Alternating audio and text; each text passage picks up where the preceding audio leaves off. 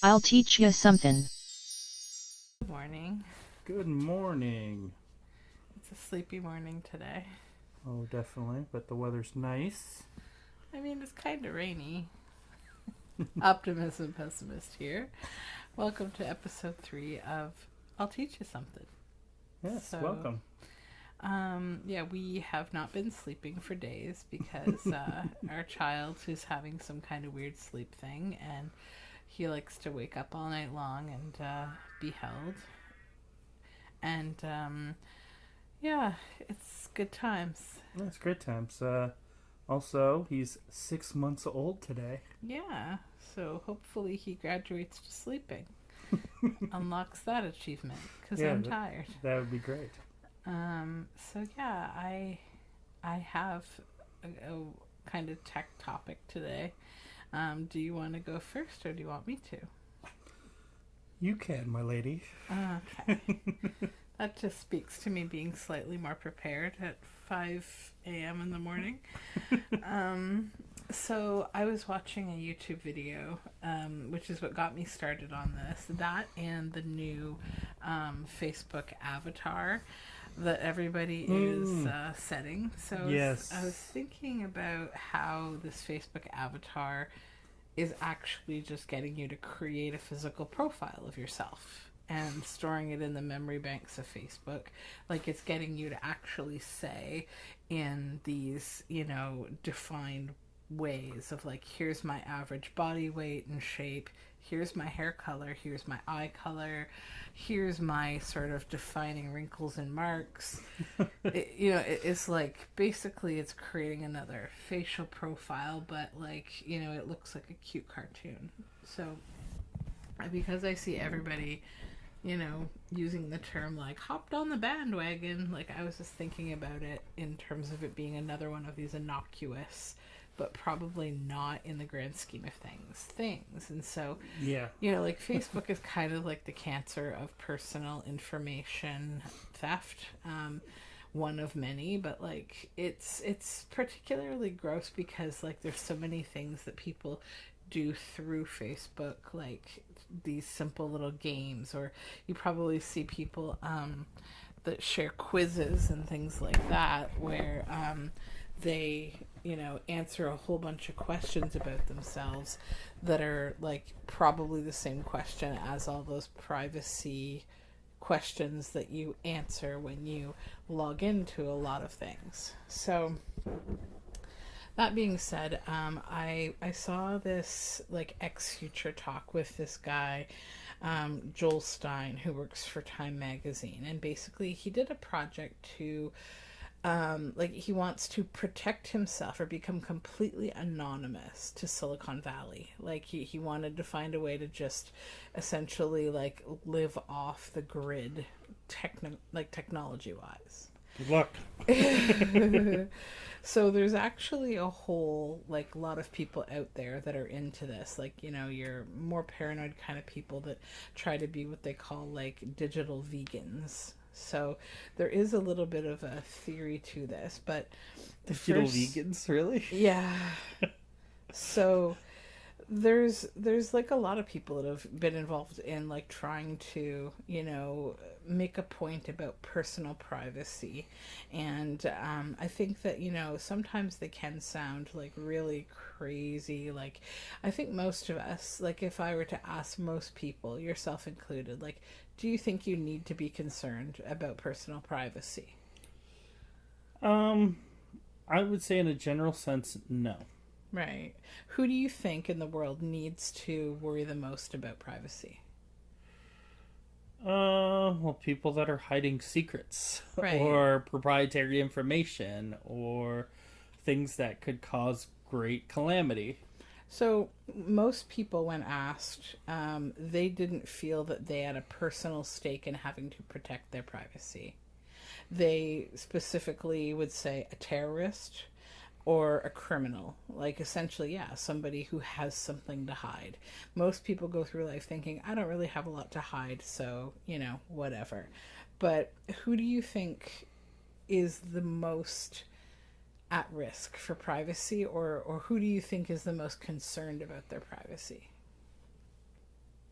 Probably corporations. So men in general. Men, okay.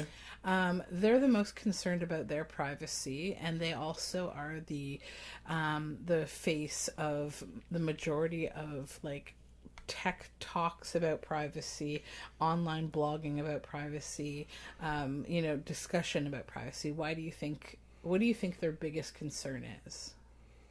Their porn search history. There you go. So that's exactly true. Okay. So here's the thing. No one gives a toss about the porn you're looking at. No one cares, okay? Like in the whole world, no one cares. Who do you think has to be more concerned, or who's the most vulnerable group, do you think, to privacy hack?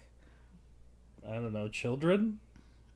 Not necessarily. I mean, yes, from the perspective of like, they just simply don't know better, and it's easier, like in a lot of these apps and games that they play, to victimize them. They would be the easiest to victimize. But actually, the largest group of people that are the most vulnerable really are women.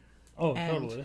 the reason why is because of domestic violence, stalkers, exes, people who have a real stake in ensuring that they have privacy. So, it's not lost on me as I wander around with this Android phone that, you use Google Maps. It's connected to your email through your Gmail. It has all these different apps. If you use Drive, it has all your personal files if you choose to share them there. But the other thing it has, which most people don't pay a lot of attention to because it's cute, is a timeline. So if you go into your Google Maps or your Google account period, you can find a setting that shows your timeline. And sometimes you may see this pop up on your phone, like, don't forget to log your trip to, Utah today, or whatever. Like, if it finds you in a different geographical location, it asks you to like log it, to your social media, to like I don't know where these weird things came from. Like, why is that an event you need to share, period, right? Like, it really isn't. Mm-hmm. But these things have just become so common that we don't even think about them. So, yeah, Google Maps has a timeline. That's really problematic because if someone were to either hack your account and access it, or in your own home, if somebody just got a hold of one of your devices, if that person were looking to harm you or to find you or to stalk you, that would make it pretty easy. Because the other thing that Google does is they create a little sort of header, like, here are your favorite visits, like, here are your favorite places that you go to often. Yeah. So if we think about like, other vulnerability groups, it all depends where you live. If you live in a utilitarian state, jokingly or not, like the US, it's like if you're a DACA recipient, or if you're somebody who could potentially be victimized by the government even, that's another reason to be concerned. So in Europe, another way that like our privacy just gets kind of immediately captured, most European airports nowadays are using facial recognition. So actually, instead of passports. So I don't know, a few different countries were mentioned. I won't like make a list of them, but like there are a lot of places now that are developing a physical digital profile of people rather than using the passports. So Amazon has actually started a company called Rekognition, with a K instead of a C. And so it's been used actually to find people. They've done a bunch of studies that are like, these sort of projects, like to like use drone footage or like a camera and just look over a city, and they identify people using recognition software just by the photos that they're able to find of them online. So like it scans, it's scanning an area, it scans your face, it picks up your facial profile, and then it goes to the internet, and like Google has like that backward image search kind of thing, and it's able to connect you to a profile. So things like Facebook, LinkedIn, so that's one way that you can just kind of be plucked out of the sky and identified. So the other thing is that facial recognition is being used even in a lot of things that like you'd think that it shouldn't be, like tech conferences. So there's a lot of conferences and organizations now that are using it as a quick way to sign you in, so you don't have to have a badge and have a form and all these things. So they're using it for speed, but maybe they're not thinking about like the consequences. So, I think like one of the big questions was like, think about the vulnerability groups that you yourself are a part of. So the example that was used was like when North Korea hacked Sony because they were angry about that movie, The Interview.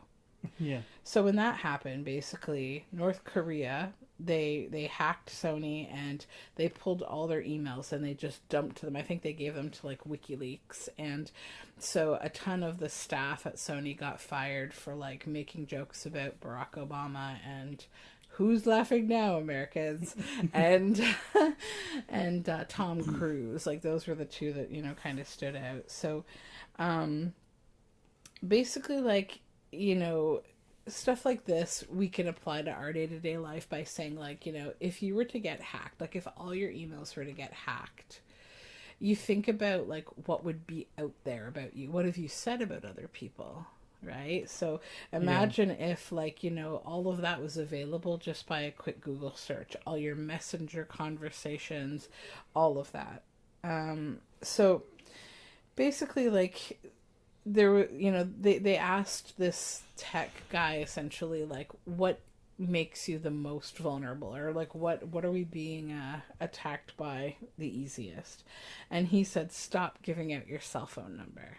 Like, just stop, because it's worth more on the dark web than anything. So like nowadays it's so common, like especially with online forums for places that you shop, or there's a lot of websites that are behind not necessarily paywalls but like data walls. So it's like, for you to be able to access them, it's asking you to put in your email address or your cell phone number. It's become so pedestrian to just give that information out unnecessarily. Like you'll notice that a lot of forms that you fill out, it's actually optional. You don't need to. You also, like, if there's no reason, like, think about, do they need your cell phone? If you're ordering something online, like, say, it's innocuous, like a plant pot, do they need your cell phone for that? It's like, they don't. They're not going to phone you. Yeah. So don't share information beyond what's needed, and think about what's needed.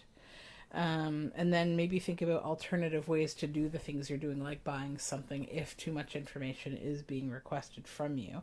So, it's like the same rules with the email address. They suggest getting a second email address. Like I've had like an old Hotmail account since like, I don't even know how it doesn't even exist anymore, but somehow they still keep it around, that I use, and it's like my junkatarium. Like everything goes there. I don't even know, but like there's like a website you can go to, and I forget, it's called something like pond.com, or you were pond, like PWNED, and like you can put your email address in there. Hopefully they're not actually also hacking you, but like it will tell you all of the hacks that your email address has been involved in, like and that's I've used that before. It's kind of a cool site.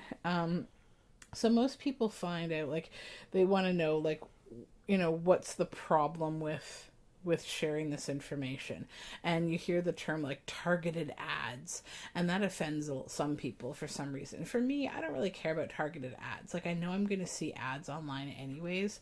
They might as well be about something that like I'm interested in, rather than like Borat bathing suits or something, like how Wish sends me insane ads. So it's just like, they might as well just be targeted toward my interests. I love Wish ads, by the way. I love the targeted recommendations. It's like opening up a gift every week. Yeah. That you want to immediately return, like a fruitcake. But yeah, so the thing with it is like I mentioned before, like ICE, law enforcement, DACA recipients, people like who, they don't need someone snooping around in their lives. Those kind of people should be concerned. And then, like, you know, other things that we've permitted ourselves to just use on a daily basis because we want the benefits of, you know, verbally asking for music or seeing who's hanging around, you know, in front of our house. Things like Ring doorbell, you know, the home speakers, these Google Smart Hub and the Amazon Internet of Things. Yeah, like all, yeah, IoT, like all of that kind of stuff. So all of that does in some way access your information. So this guy, how did he protect himself, or how did he hide himself from Silicon Valley? So I'm going to do a quick run through of like all these things, because like I actually learned a lot from this. Okay. So basically, like, he tried to keep all of his information secret, and he started his, like, he had kind of an end goal, like, I will buy something secretly and nobody will be able to track it to me. So he decided to try to buy a privacy screen from Amazon. So the first thing he did was he recommends all these things if you're trying to get more off the grid, but even he himself admitted, like, almost none of this stayed, and that's just the laziness of how we are. So basically he got a virtual credit card that won't track your purchases, and you can do that on privacy.com. So it's a virtual card that gets attached to your actual credit card. It's like tokenization essentially. Okay. So it's also, those things are really good for taking advantage of like free or one-time offer, limited offer kind of things. Like one thing that is a good reason to get this kind of card is if you're signing up for a free trial or that eventually becomes a monthly subscription, you can set more limitations on that with a virtual card. You can cancel that card, you know, immediately before it's able to renew and charge you again. So well, that's a benefit right there. Yeah, so like, you know, with everything being in the cloud and all these subscription services these days, people may sign up for things that like they didn't necessarily intend to. Maybe another use would be like on your devices that your kids use, so that like, you know, you have to put in payment information, but then they're not going to go on like a Roblox buy-a-thon and like, you know, run up your credit card to $10,000. So that's one thing. Then you can get a cell phone number from the Burner app that's the same kind of thing. So it will generate a bank of cell phone numbers that link to your cell phone number. So if you need to give a cell phone number because maybe you're buying tickets to something or whatever, and you don't want to be ravaged with air duct cleaning calls for the rest of your life, that's like a really good way to maybe do that. Yeah, that's awesome. You can do the same thing with an email address from MySudo. So MySudo, it generates a bank of email addresses that are linked to yours that you can, you know, kill them off one by one at any time. You don't have to keep the email addresses. So basically those are kind of like the major like digital things, but then he also talked about getting a remailer set up. So when he was trying to get this privacy screen, obviously he doesn't want it shipped directly to his home, so he got a remailer where you can get products sent to you that, like, you know, they're to your physical address, but the person mailing it won't know your physical address. Like there's a like a remailer service has a hub where things get shipped to, and also that you can ship from, which is actually kind of concerning, because like if you had someone who was like problematic and they were trying to ship something that they shouldn't, using a remailer would allow them to do that anonymously. Like when he went there, he felt like super sketchy about it because of that, but like it exists. So when he went there, because of that weirdness, he decided not to use the remailer and instead just got an Amazon locker. So I don't know if they exist in Canada, but apparently across the US, Amazon has like banks of Amazon lockers that you can have things shipped to instead of to your home. So that's what he did. And then P.O. box for Amazon. Yeah. So then the other part is like, but you're still carrying a cell phone. So how do you protect your actual physical cell phone from, you know, being tracked or whatever. So they make these cases called a Faraday case that Yeah. will block all signals coming in and out of your cell phone. You can also use it with your wallet because, of course, your cards have RFID chips in them. So obviously it has a metal lining and it prevents, signals from picking up on your location. There's actually all different sizes for different devices that you can get. Yeah, Faraday cages actually are very effective in blocking. A lot of cars, modern cars these days, don't use actual keys. Yeah. And they have frequencies that are connected to the car. There are frequency readers that can read frequencies that are coming from your key fobs Yeah. that car thieves can use to actually mimic the car frequency to your car and steal your car without even you knowing. Yeah.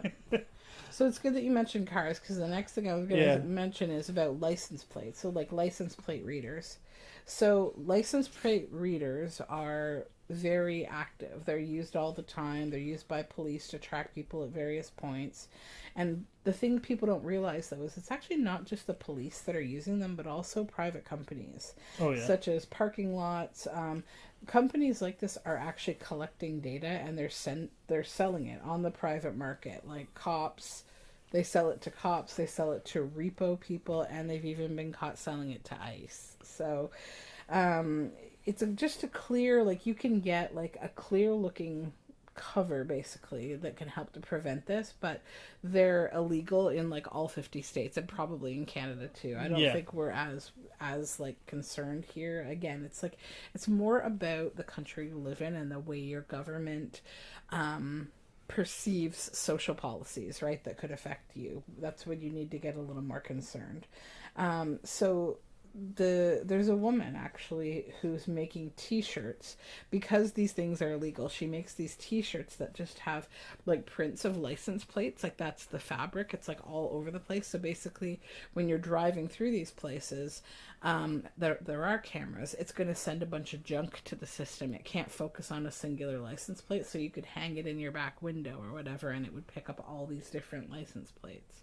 And the reason she came up with this actually was because she works with abortion clinics. So unfortunately, like, there's often a lot of predatory people who will stand out front of an abortion clinic and try to record license plates of, patients, doctors, staff, whatever. And so, there's that. Wonderful.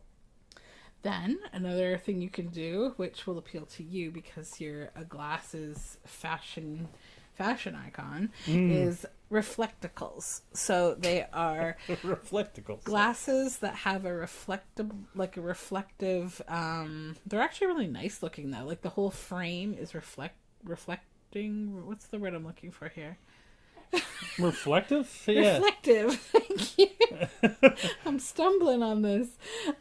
So they essentially will it blocks infrared, and so it blocks your iris and it can't do facial recognition. Like you'll notice on like an iPhone X, if your eyes are closed, your phone won't open because it needs your eye to do that facial recognition.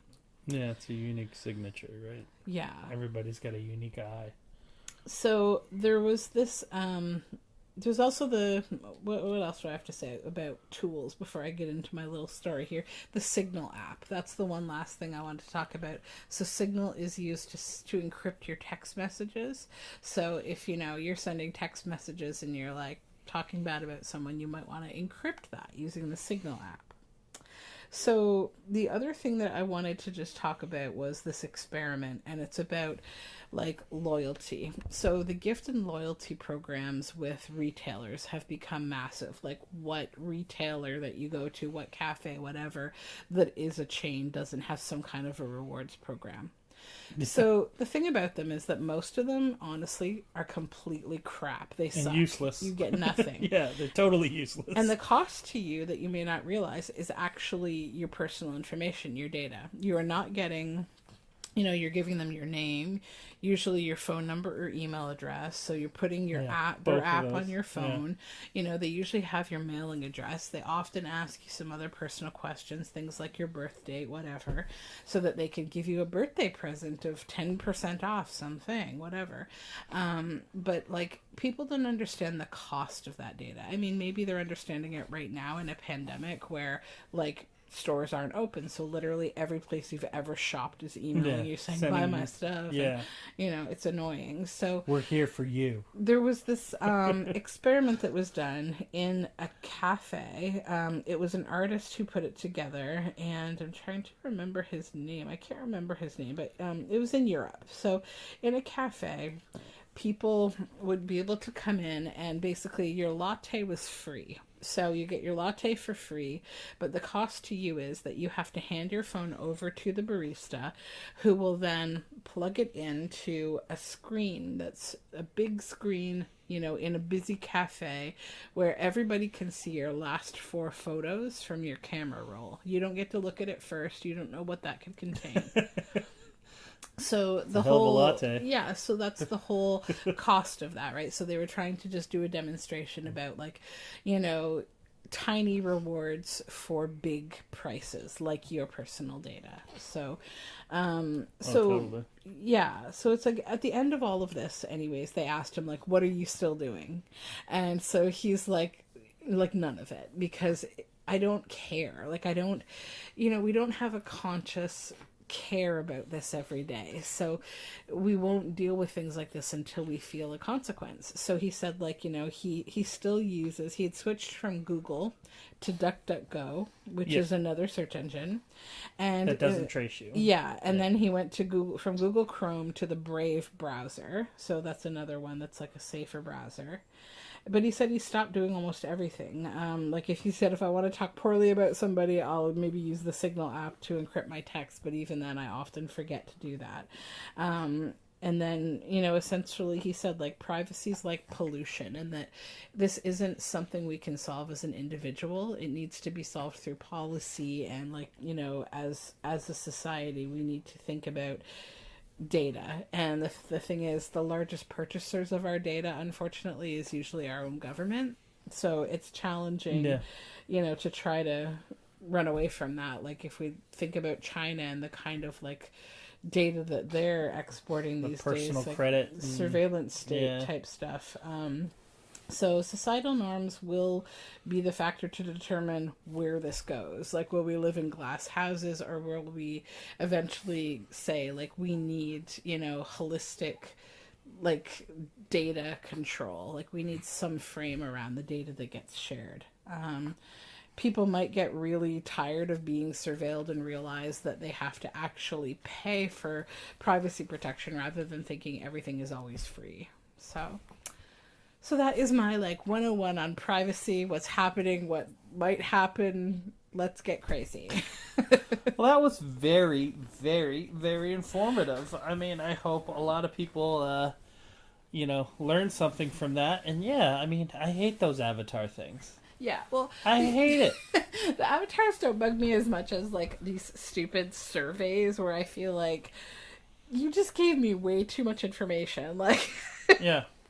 I don't know, and loyalty cards. I love people and I love my friends and I want to ask them those questions, but I don't want them to put it all over the internet, because you don't know. Even basic things like, that someone could take and use against you. Like, And the thing is that these data miners, essentially personal data miners, are working overtime in this pandemic, because people are sharing everything. And, like, I don't know about you, but, like, my social media accounts, most of are private, like the highest privacy possible. I'm getting a ton of, like, follow requests, like my private Instagram, where I share nothing but, like, my private, life. It's like, why are you trying to friend me here, weird bot or hacker? Like, yeah. So, and they're saying that's because everybody's working from home, they can't diligently delete these accounts or whatever. Yeah. But I mean, it's just people are working overtime right now. Oh yeah. Getting data, people sharing everything about their lives. People in general during this pandemic are driving me nuts as it relates to work. Like, here's my PSA that I will end my yapping with is just, if you work like a 9-to-5 job, I'm not talking about people who are directed to work outside of those hours. Stop. Especially corporate people, stop getting up at the crack of dawn, working overtime, working at night, working on the weekend, sending a million emails, so that people like me who really have too much going on in life to be working extra unpaid hours stop, because it's annoying. And like, I don't want to wade through an entire business day that you did overnight unpaid when I get to work during normal hours. I should not have to deal with all the crap you thought about between the hours of like 5 p.m. and 7 a.m. the next morning. Because that crap's not even smart at that time of day. Like, you're tired, you're hungry, go away. Yeah, I mean, I'm just going to say to Cindy's coworkers, I mean, you might get a bag of used diapers from a remailer. See, this is the thing. You don't know how dangerous people are in your life. This is why I'm trying to tell you, protect yourself from people like me, because...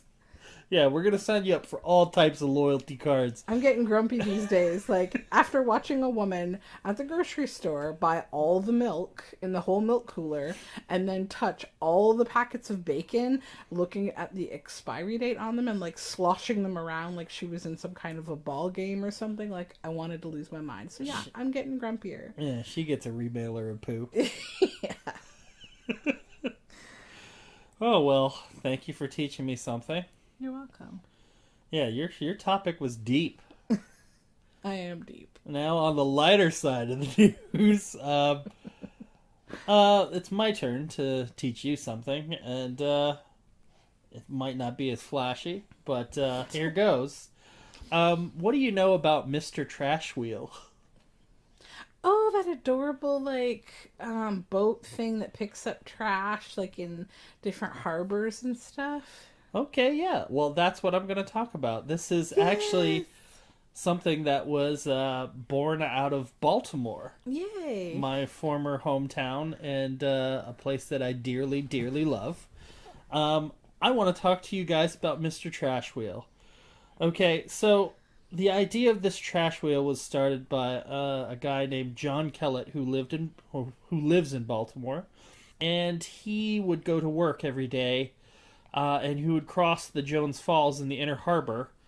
And anybody that knows Baltimore knows that the Inner Harbor usually was full of trash and debris. And it's not exactly the most pristine area, let's say. So it is heavily touristed now. It's heavily touristed, yes. But he started this idea in about 2007, and he was kind of... inspired by seeing the trash and seeing what he could do about it. Mm-hmm. So he developed this thing called the trash wheel. It's technically a trash wheel interceptor. And what it does is it picks up floating debris from the mouths of bodies of water, lakes, rivers, streams. And basically, it's a simple design. I mean, he wasn't exactly an inventor. The things that are composed of the trash wheel are pre-industrial age technology. It is a water wheel. Cool. So it runs on the power of the current of whatever body of water it's sitting in. Yeah. It has 2 booms that just goes out that funnels the trash that is floating on the surface of the water. And it is powered by a water wheel that turns a gear, that turns a conveyor that basically throws it onto a dumpster that's sitting on a barge, which is the trash wheel interceptor, and that's all it does. Cool.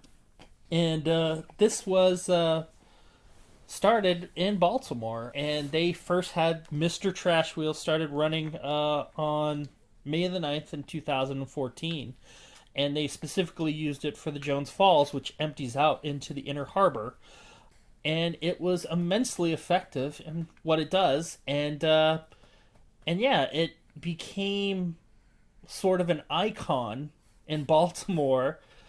I'm sorry. That's just too adorable. My wife is distracting me with our 6-month-old baby. And he's smiling at me. But anyways, yes, let me begin again. So the trash wheel... Baby interception. Yeah, I know. Baby interceptor. But the trash wheel is an immensely effective device, and it became sort of a cultural icon of Baltimore. It's because its face is so cute. Yeah, they put googly eyes on it, okay? So basically what the trash wheel looks like, I mean, for the people that are listening, it basically looks like a mechanical swan of sorts with a water wheel attached to the side. Yeah. Basically, it has a canopy that has solar panels on it, so when the current is not strong enough, it uses solar power to just pump water onto the wheel to move the wheel. So it looks sort of like this mechanical swan, and they put googly eyes on it, and it's basically eating trash in the Inner Harbor. And it's been really effective. They are currently working on doing a fourth trash wheel in the Baltimore area. So Baltimore, where it sits geographically, is near the Chesapeake Bay. So the Chesapeake Bay is a very integral watershed on the eastern seaboard. So a big problem there is the runoff and pollution that comes from industrial sources. Baltimore itself is a Rust Belt city that had heavy development that along a river and canal. It was a huge port in the early 20th century and the late 19th century for all sorts of goods and services and things like that. It has become in disrepair like many other Rust Belt cities as industry is left out most places, and they've geared themselves towards different things like tourism, for instance, in the Inner Harbor of Baltimore, where this trash wheel operates. And yeah, it's a great thing. I wanted to talk about it because I feel like something like this is such a grand idea, and it's a great idea for the city of Baltimore. It's also doable for a lot of other, cities and places where there's waterways.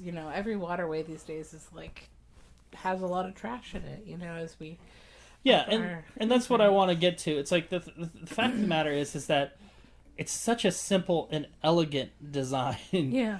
And it does something that is universal. Like I don't, it's like we live in this crazy world where I and you grew up, thinking about, trash and, pollution and environmentalism in such a different way.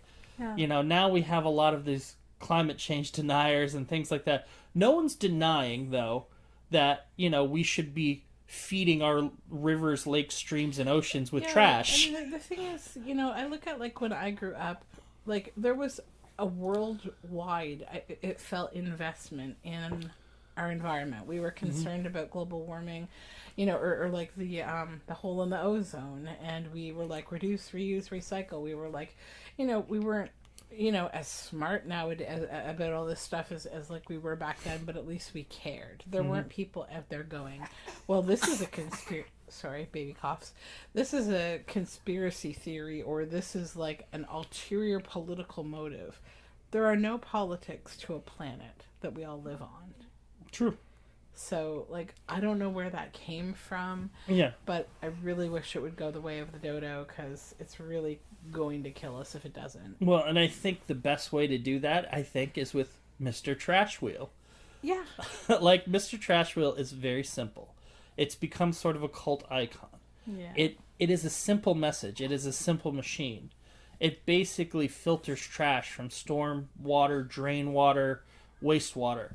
Okay. And I think, it's funny. I mean, I'm oh, it's so cute, but I actually do think just having the googly eyes on there, it makes it something that no one can be mad at. Why be mad at something like that? Exactly. You can't look at Mr. Trash Wheel and have any venom towards it, like a Greta Thunberg, or it doesn't have a face. It's not a person with these things, but it delivers a simple message and does a simple job. It's not going to solve the problems of pollution, stormwater management, and all these other things that it's doing, but that needs to be done to make this environmentally sound. It's one of those in charge kind of things. I'm not going to talk about it. I'm going to do it. It's that thing. And that's because it's not a person. It's just... Yeah. And, like, you know, just think of this in terms of numbers. There's 3 trash wheels currently operating and a 4th being built. In Baltimore, 1,500 tons of floating garbage. Wow. Okay, so, you know, to put that in perspective, it's stuff that only floats, okay, that it picks up. I mean, it has teeth on the conveyor, I think, that goes down to about 2 feet in the water. But that's millions of plastic bags. Yep. That's, you know, millions of cigarette butts. Yeah. You know, little things like that add up to about 1,500 tons. And these things don't operate every day. You know, obviously, you know, you want to operate it during or after rainstorms when you have surges in water and things like that, where it can be powered, you know, well, and, you know, take all these things that are washing away from our concrete jungles, you know, and, you know, our lacks of green spaces that absorb water, and the trash that gets blown around in storms and things like that eventually make their ways to rivers and streams and, you know, ponds and things of that nature. You know, it is such an effective thing. Yeah. And it shows a clear and concise message of, like, you know, where our use is and how we litter. You know, it's like no one can argue and no one can say, you know, in defense of, you know, putting garbage in our waterways. No. And I mean, I've seen, you know, like, I know I've seen at some point some kind of headline, at least, about, like, some, you know, high school student builds something trash related, like, and I've seen, like, these loop things that are out in the ocean that, you know, are doing kind of the same filtering and pulling in garbage. I hope we see more of it, though. Like, it would be nice to see that, you know, all over in the oceans, but also, like, you know, in lakes and other waterways where this is a problem, like, which is everywhere. And, like, this technology is not the only, you know, this company in Baltimore that does this is not the only place that's doing it. And yes, they are adapting these things for, you know, for ocean use and things like that, you know, just slightly different designs, but simplicity, you know. But I think the bigger message here is not exactly about the job it does, you know, because I feel like the people that are doing this, they want these, and they've said this in articles, that they want these things not to be running.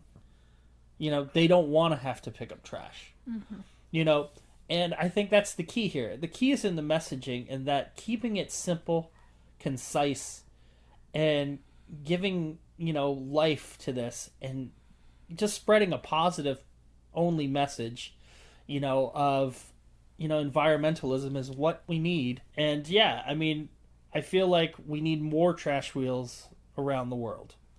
And I applaud Baltimore for being front and center for something which I hope will become a new revolution in environmentalism. Absolutely. Yeah. Well, that's really cool. Thank you for teaching more about the trash wheel, because I just basically pointed at it and was like, oh my god, it's so cute, but it's nice to know a little bit more about how it was built, who was responsible for it, and I hope to see more of this kind of cool tech. Yeah, in every city that's near a river, lake, stream, pond, bay, these would work anywhere. Yeah. So I think that's it for today. This episode is definitely peppered with lots of baby sounds, so sorry but not sorry for that. He's 6 months old today, so things are only going to get crazier. Yeah, we're going to have to get up even earlier maybe to record this podcast, which I do not look forward to. Yeah. But we'll keep doing it for you. So thanks a lot for listening. Thank you. And, you know, if you like this podcast, then definitely subscribe. We're on all major podcast aggregators now, and Facebook and Instagram. So have a good day. Have a great one. I taught you something.